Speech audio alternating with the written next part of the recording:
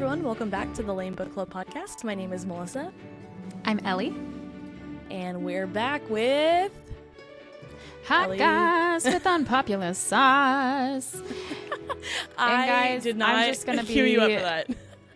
No, that's okay. I could take it. I'm just going to be so for real with you since we're friends and all. My mic has been having the worst problems for the past 5-6 weeks. I don't know. But I think that we finally have it figured out today. Today's the day. The sun is shining. The birds are singing. What is that from? Why can't I place it? That's from Nemo. Pearl, Thank when you. she's like, the sun is shining and we are getting out of... The tank is clean. The tank is clean. The tank is clean. I love how that was a Disney reference. Yeah, right off the bat. And, well, yes, classic us. But then the fact that it was still Disney and I didn't even register it. I know. All right. Yes, back to no mic issues. Exciting. Yeah. And we're back with, as Ellie so affectionately saying, hot goss with unpopular sauce. Today we're leaning more towards the hot goss of that, I believe. And it's going to be very exciting. We've talked about this on a previous episode, skimmed it, let me say, on a previous episode, when we talked about plagiarism, but the differences between, or lack thereof, between the Black Jewels series by Anna Bishop and the ACOTAR series by our beloved SJM. And we are going to go a little bit deeper into that today. So, spoiler warnings for everyone. We're going to really dive into, specifically within the Black Jewel series, the Daughter of the Blood book, and then also a little bit in the ACOTAR series, mostly book 1, but just heads up, there might be spoilers across both series. So if you really want to know absolutely nothing about either of them, read them first and then come back. Yes, but please come back. Yes. Guys, like, follow, subscribe. Yep. Subscribe on YouTube. Follow us on Instagram. We're at L.A.M.E Book Club Pod. Leave a comment on Apple Podcasts. We'll read it. And we actually have one today. Want me to read it? Yes, please do. All right. This comes from Brooke Klaus, 5 stars, titled Love It. Short, sweet, to the point. And as is this review. Feel like I'm chatting with my friends about my fave books. Highlight of my week. Thanks. Thanks, Brooke. Ours too. Yes, honestly. Yeah. We are so bad at remembering to do these. But I promise we're going to be better, at least for the next few weeks.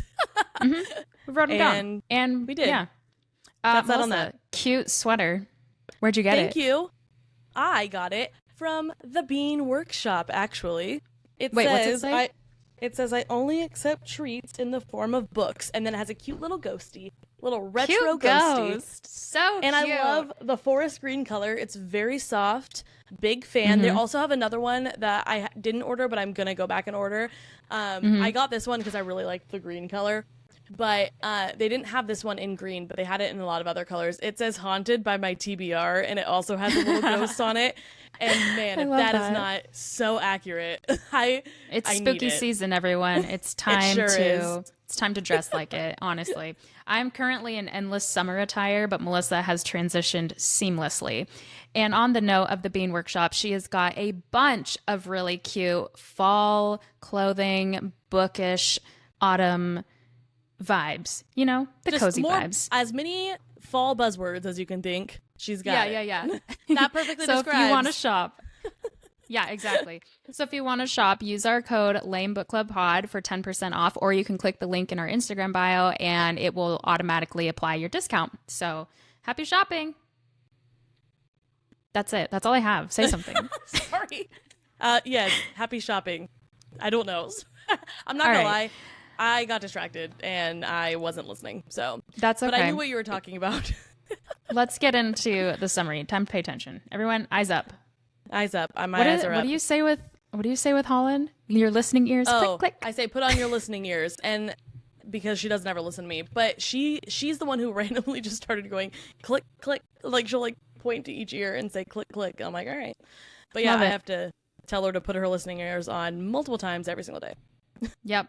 All right. So hot goss, guys. This is this basically blew up and kind of.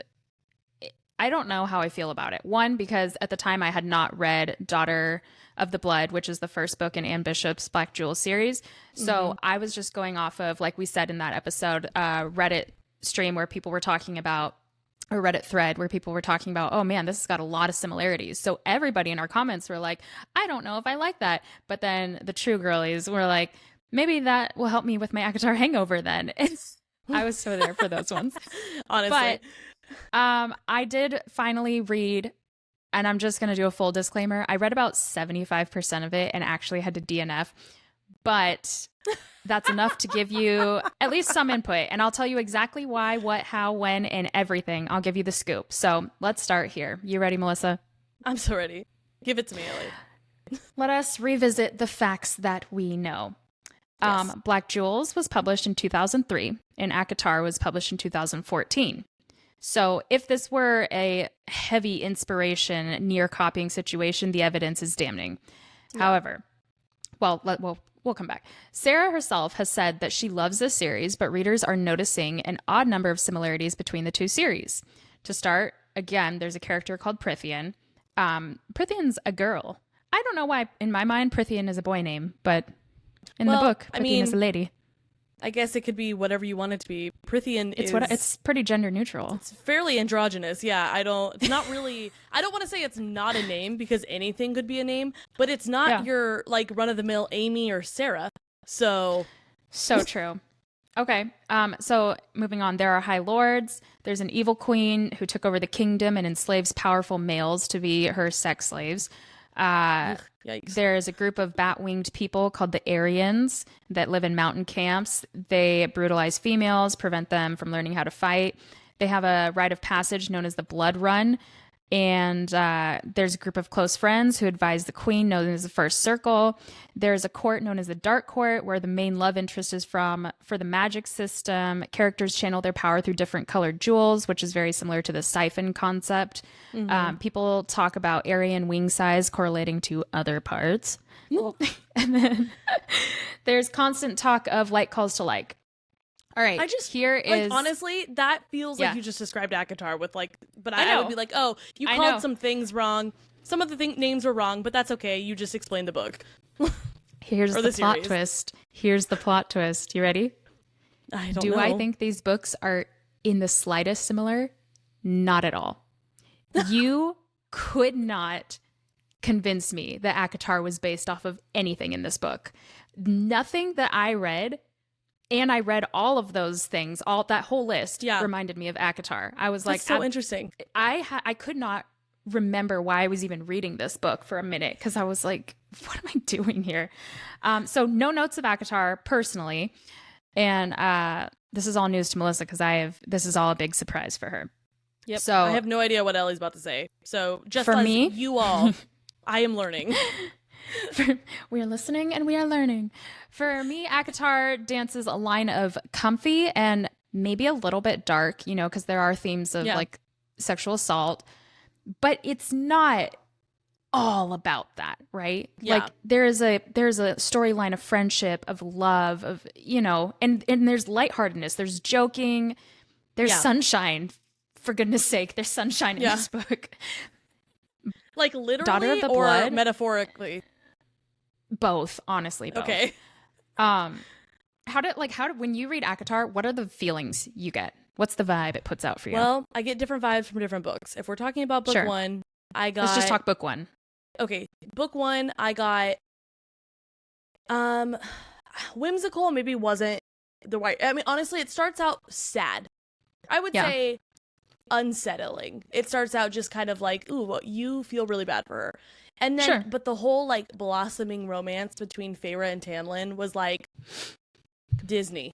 Like it was cute. It's sweet. Yes. It was sweet. Yes, it was sweet. It was whimsical. Is it lighthearted is I guess more or less what I'm trying to say. I'm 100% with you. Mm-hmm. But then when we get Under the Mountain, it was intense for me. Mm-hmm. Not like insane, but it was a lot more to read than any other. So the first from like 65% of the book on, it was heavier because I mean she's going through these trials and you don't know what's going on, you don't understand, and like Reese is this like creepy guy who's like oddly helping her for some reason and you can't figure it out and it's just weird. So I would say it was for sure more intense, but I never once reading this book was like, wow. Yeah, like it's not heavy on your soul. Yeah. Because even like you said, and I don't want Ellie's words to be misconstrued, because I think we all knew what she meant, but just to clarify, when she says heavier, you know, like sexual assault is an incredibly heavy topic. Like, it can't be casually mentioned, but Sarah mentions it in such a way where it's like, you know what, this is terrible, but we're not going to dwell on it. And that, I think, is ultimately what we're both like trying to get across. Like, there are heavy topics, but she doesn't talk about them a lot, so it doesn't make the story feel heavy. Yeah. Thanks for that clarification. I think I brushed over it more because I'm about to get so heavy into it with the Daughter of the Blood book. I don't know if she maybe she didn't detail. She didn't detail exactly. it. I mean, she talked about it, and we got a glimpse into how that made characters feel. But that's it. Like, we didn't, and we didn't need more. Honestly, like the way she talked about it was enough for the story, in my opinion. Like, so with that description being said and you all, I'm sure if you're listening to this, have read ACOTAR, you know how it made you feel. I wouldn't say dark was the description. With this book, Daughter of the Blood, I felt dark. So dark that I actually had to DNF for now. And it's not that it's a poorly written book by any means. It's just that in this moment of my life, this book was so dark. And because I'm a very emotional reader, I just could not continue on. I was like depressed. So you didn't DNF. You just had to like pause. You're pausing. Well, you know what? By the end of this episode, I think I'm pretty confident I'm going to DNF, and you'll see why. So I saw where the book was heading, and for my own mind, I just didn't want to tote the line with the possible ickiness that we will get into later. So here's that. Here are spoilers for everything in Daughter of the Blood. If you've read it, all good to go. If you think maybe I want to read it, it's really not going to like ruin everything. But if you want nothing to do with knowing, because you're going to read it soon, maybe finish the episode here. I don't know. So don't DNF, but pause the episode and come back. Yeah. This book was well written. However, if you're looking for an easy read, this is not the one. I don't know. I'm going to throw in another Disney reference, but I know you don't know this one. This ain't it. But what's that from? What is it from? Well, I'm changing a word. It's from the new Descendants movie. Holland really likes it, but there's a song that's like, love ain't it. Love. And in it. So okay. This ain't it. All right. Fair enough. All right. Keep going. All right. This book starts off just absolutely sprinting, just like drinking water through a fire hose. Insane. It felt like, to me, I got thrown into the middle of the story, and it's just up to me to figure out along the way, which a lot of books do that. But this was like, I wouldn't say I have a low comprehension level, but this was like really difficult to figure out what the actual plot line is. And I was gonna say, ACOTAR, I actually think I really like when books do that. There's a fine line. I challenge you then. You should try this one. Well, that's why I was gonna say, let me clarify. I like when it's not just so much world building right off the get-go, because then that's boring. So I do like to be like thrown into the story and kind of figure things out as we go. However, that's the thing for me. It really wasn't world building. It was like you're getting snippets of random people's conversations, and then it like didn't go back to those people within the next couple chapters. So then you kind of forget what the name even was and what they were talking about and how it's like it just did not connect easily. I'd have a hard time with that too. Whereas ACOTAR, it's like you've got, the three sisters, the dad, they live in this shack. They're clearly not doing so good. Feyre goes out and hunts to save everybody. They talk about the origins or like the myths of Fae and why they're scared. Like it really builds, and so you understand very easily what's happening. This was like I just could not follow for a second. So much so that I actually had to look up like a summary, like 25% of the way through. I was like, someone needs to explain this to me like I'm 5 for a second. So I looked up the summary just to make sure, like, am I picking up what I think I'm picking up?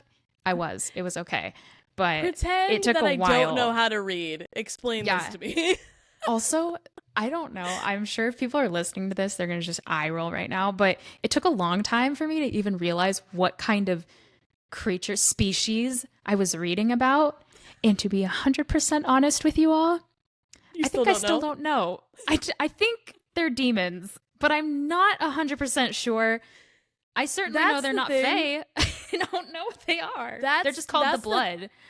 That's the thing about fantasy books is like a lot of them are based on like the core, you know, you got they're vampires or fae or dragons or like werewolves. Like there's a core origin for a lot of things. Then every once in a while they just really throw a wrench in the system. They do. And they're like explaining these creatures, and I'm like, I'm having a hard time formulating in my mind what I think this is. I'm sorry, what is playing in the background? Oh, it's my laundry machine. It's done now. Okay. Well, I will be honest with you, even with ACOTAR, when I was reading about fae, like Sarah just assumes you know what fae are, but for me, jumping back into reading, and I've never read anything about a fairy, I was like, what the freak are fae? And why is it spelled like that? And I could not figure it out until I did. So maybe this is the same. I just need to know what the blood are. They're just them. No, I think because I've read other books now. Because I agree. ACOTAR was not even necessarily me jumping back into reading. It was me getting into reading, and so I had obviously never read a fae any before, or like read about fae, and now we know that they're like commonly everywhere. used. They're slightly different in everyone's books, but I mean like the concept of fae are normal. So I'm like, bold choice for spelling it like this, because I didn't know, and I'm picturing Tinkerbell like at first. Oh, just really? Because they are fairy is like how they're spelled at first, and so I'm like, not sure. I think she's trying to be fancy, but all right, this is a fairy. Like, and your book, I guess. To each his own. But like, fortunately, not super far into the book, it's explained what fae actually are, and so I was not picturing it like that for very long. But I was getting Tinkerbell at first. But there are books I've read where it's like they make up their own creatures, and I'm with you. Like I have something in my head of what, like, based on the loose character descriptions that my brain decided to pick up on. But at the same time, our listeners know how we take all of those with a grain of salt and still imagine what we're going to imagine anyway. So odds are I wasn't picturing them correctly anyways, or at least the way that the author wanted us to. So guys, if you are like, the blood are found in so many different books and this is what they are, please enlighten me, because right now I'm pretty sure they're just demons, maybe. Anyways, that being said, the plot line was not dry in this book. It was pretty interesting, and the magic system, 2 chef's kisses. Fan-freaking-tastic. A good magic system, as Daniel said, sells a book for me. Yeah.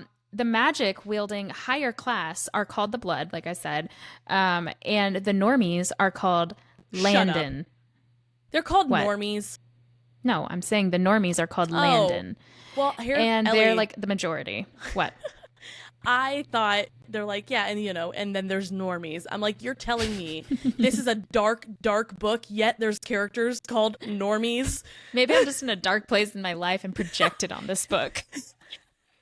No, so the magic system. Let me talk about this. It was so cool. So essentially they have these jewels that if you receive you receive the jewels at your birthright ceremony, and the jewels are like reservoirs for the blood's power. So they don't hold the power, like they're not power themselves, but they hold the power in them that you can like extract from, like a battery. Okay. The darker the jewel, the more powerful you are. And then there's a part 2. A person can get a second jewel when making the offering to the darkness, which comes later in their life, when they've kind of matured their magic, and it allows them to descend into their full mature strength. And that new jewel can be up to 3 shades darker than the first jewel, so you can level up your jewels. So green's like mid, like better than most, but still like mid. Who decides what color jewel they get? Like the fates, or? You're really asking a lot of questions that I don't know. I'm so sorry. I don't even know what they are. Okay. So this was the only part that I was like, oh, that could be similar to like SJM's writing, but not really. So you have the winds. They come along with your jewels. It's like a power part of it. They're like a web of transportation that operate faster the darker they are. So kind of like winnowing. Like winnowing? Okay. Yeah. And you can only use the winds of your jewel color or lighter. So like a green can ride the webs of the other green ones, but you could not ride the black jewel lines. Okay. If that makes sense, the winds. Not really, but I understand that. Like, I don't. Yeah. It doesn't make sense to me because when you say like ride the winds, I'm like, yeah. But I understand what you mean, like by saying you can't use power that's above what your station is or whatever. Mm-hmm. And then like you can send out little messages only on your line. So in the beginning, a guy sends out like a wish on a dark jewel wind, and someone responded to him, and he was like, "That's impossible because I'm the darkest jewel on this side of the Mississippi." And so I liked that aspect of the book. I thought that was really neat. That it's like, you're super powerful. Nobody else should be here unless they're super powerful, and then you're like two kitties fighting for dominance. Except if he thought he was the only one, what's the point of sending out a wish? If he, in his mind, he's sending it out to the void. It was a secret wish. It's just to the void. It's a wish to the void. That's what it was. Oh. And so then he didn't expect someone to respond. And then he was like, I know. Did I pique your interest? You want to read it now? No, not even a little bit. Because now I'm thinking like, now it's giving Princess and the Frog, like, I'm going to wish on the midnight star. That's what it was. But he was in disarray. But you never just had a silent thought to yourself? Well, yes, but that's a silent thought to myself feels different than sending out that silent thought on an invisible thread for no one else to hear. But oh my gosh, newsflash, someone else hears it. You're just not dramatic enough, honestly. Are you? What? Have you had any conversations with me ever? I am fully dramatic enough, and you know that. Take it back. What I really liked about this book, and well, maybe always like in a story, I've realized this about myself, is an unassuming character rising to the occasion. You might even say, like a chosen one trope. Womp womp. I know. I can't believe I'm that girl, but I am. Chosen ones are mid for me. I think it just depends how it's done. Any trope depends on how it's done. I'll like it enough, but a good underdog, like people not like, oh, she's just a girl, get out of here. And then that girl becomes the most powerful in the entire world. I love that stuff. I love it. So the hope of this story is witch, not a witch, just witch. It's like a person is prophesied. Yeah, they call her witch. Like her name. But it would be. Okay, so it would be. It would be a witch because it's an individual person. But no. But that's her name. It's not like... It's not her name. Oh. Listen to the words I'm saying as close as you can because it does not make sense. Her name is not witch, but she's witch. It'd be like you're human. She's witch. Not a human, just human. Look at human over there. That's like that. Look at witch. Yeah, exactly. Okay. So it makes no sense, but I understand. So, witch is prophesied. I'm gonna like die if people are like, you're absolutely botching my favorite series of all time because I just did not get it fully. But I got it. I got it enough, but not enough. And I'm actually so excited because I know there are going to be people out there like that, considering how many people commented on our other episode. I like Black Jewels so much more, or Black Jewels is so great. These people are gonna come for you, Ellie. I know. It's okay. I receive it. I know where I fall short, and it's right here. So just know I'm with you guys. I'm also beating myself up. You don't have to tell me. Just know I am witch. So she's prophesied as the savior and reincarnated as this girl named Janelle. She's 7 years old when we meet her in the book and holds from her birthright ceremony like every single jewel color plus a bunch of black jewels. And so this has literally never happened, showing she's the most powerful that has ever existed, which proves she's going to be the savior. Yes. Gosh, people are going to see how stupid I am in real time on the internet. I need to backtrack a second to make sure I'm following. Yeah. So witch was reincarnated as, what's her name? Jenny? Which is not her name, which is a type of... No, I understand. Which was reincarnated as Janelle. Thank you. Yes. So now Janelle is her name, and she is witch, but not anymore. She's reincarnated as a girl. She is still witch. Witch was like, let's say her name was like Samantha or something. I didn't read this far. I don't know who previous witch was. But witch was someone, then died, but witch, like the Avatar, just needs to keep coming back. But this time she's going to be the savior, and so she's reincarnated as Janelle, who is 7 years old when we meet her. Okay. Tracking? I'm going to say yes. Okay. So she, again, all these jewels never happen. People would get like maybe one orange. I don't know what all the colors are, but like one like light colored jewel. She has all of them plus like 7 black jewels, which are the deepest color you can get. So she's super powerful. So also, I know you said you didn't remember who gave them jewels, but it's like legit at their birth. It's not like, oh, when they turn 10, then they get a jewel. I don't know. I think it's a birthright ceremony. It's not when they're born. But it's when they're very little.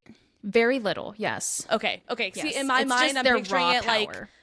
That makes sense. In my mind, I was picturing it as like a coming of age type birthright. Like, when you say birthright, I think it's just like, this is what you're owed, not legit birth, like you're a baby and this is happening. Yeah. Correct. Okay, so one scene that I really liked in this book is she's asked to move an object because she like can't hone her powers. She's so little. She doesn't really understand yet. And it doesn't move. And it's like basic magic. And she's like, all my friends can do this. I don't know why I can't. And her mentor, who is named Satan. Shut up. I'm serious. His name is Satan. I'm serious. Yeah. Oh my gosh. Saetan. Oh, so it's like fairies. Or Ian. Yeah, exactly. Satan. Satine. Yeah. So I like Wreck-It Ralph. Satine. So he's like, no, it's okay. You know, we'll keep working on this. He kind of takes like this grandfather role to her, which he's super vicious. And so it's very sweet that you see the soft side of him. But he's like, it's okay. We'll work on it. She leaves.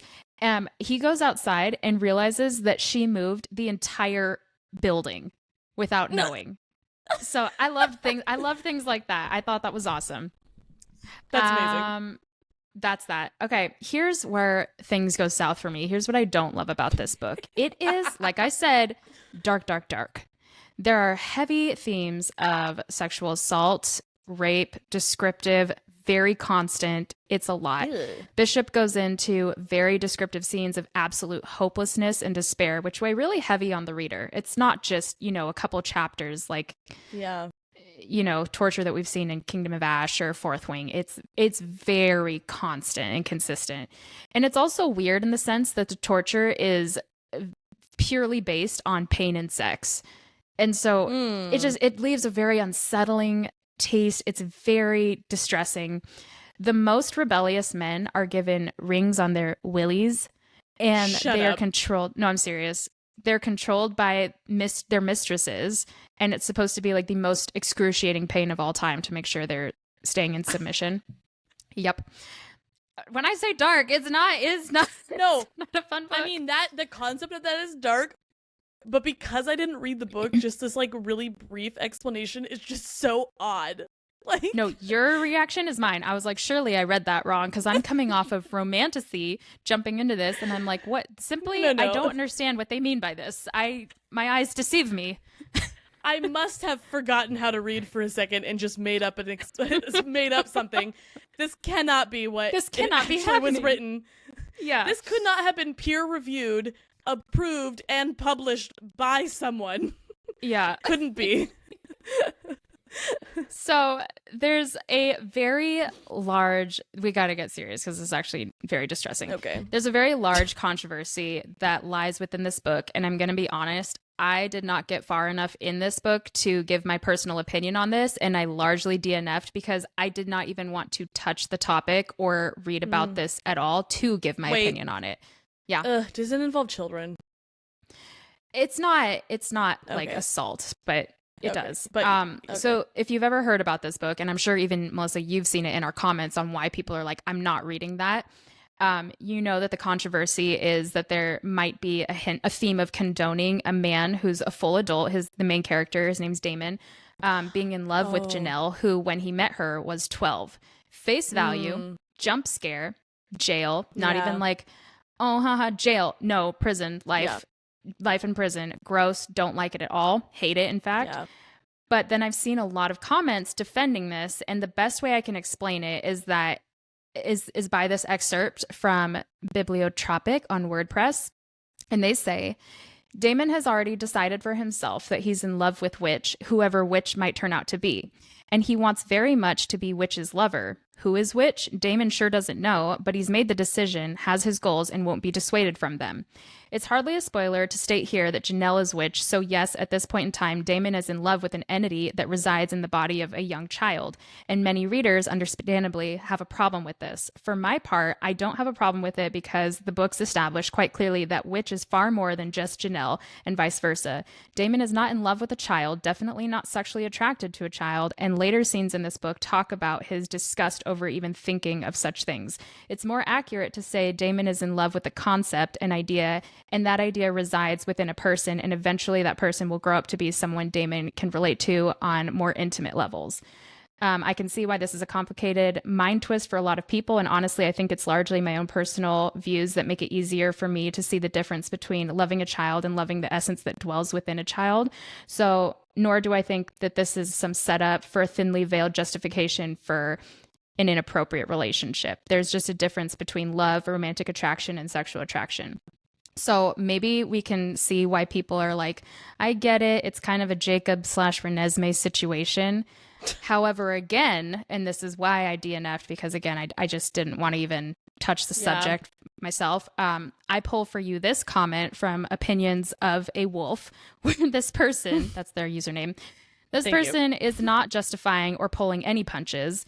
They list a specific occurrence in the book where Janelle had just gotten assaulted at the age of 12, and then she lashes out at Damon, who helps save her, and says that he just wants her body like everyone else, and in order to prove that to her, he wants to love her, makes out with her in his mind.